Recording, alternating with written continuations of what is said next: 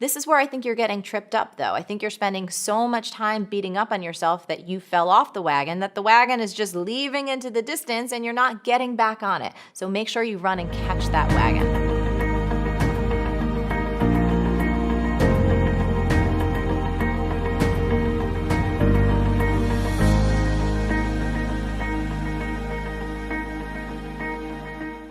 I mean, anytime you're trying to be consistent at something worthwhile, like working out or meditating or painting or whatever, it's guaranteed you're going to hear that voice.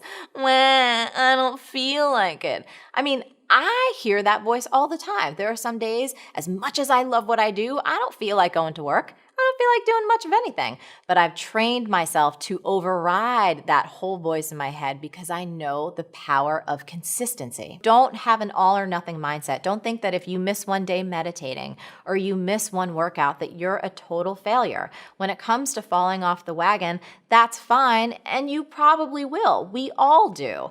This is where I think you're getting tripped up, though. I think you're spending so much time beating up on yourself that you fell off the wagon, that the wagon is just leaving into the distance and you're not getting back on it. So make sure you run and catch that wagon.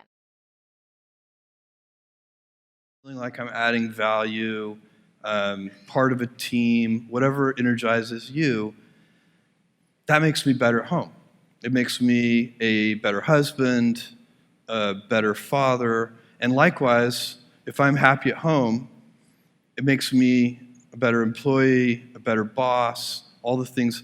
It's not primarily about, there may be crunch periods where it's about the number of hours in the week, but that's not the real thing. Suppose if you went crazy with 100 hours a week or something, yeah, that maybe there are limits, and they probably. But I've never had a problem, and I think it's because both sides of my life give me energy, and that's what I would recommend. And that's what I do recommend to interns and execs.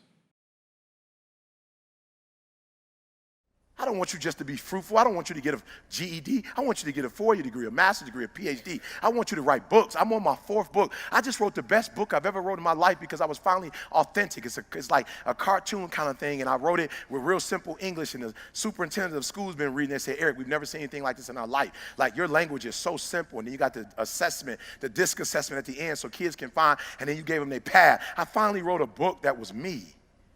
I wasn't worried about what my college professors thought, what my friends thought. I finally walked, in my 4th, 5th book, I finally became the authentic Eric. I became me and wrote the way I want to write. I must tell the truth. No, listen what I'm saying. I'm doing some stuff I can't believe I'm doing. It's time for you at least do what you believe you could do so you can get to where you never thought you would be.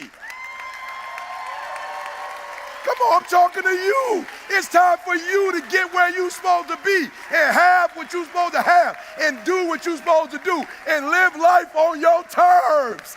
It's time for you to have what you're supposed to have. Come on.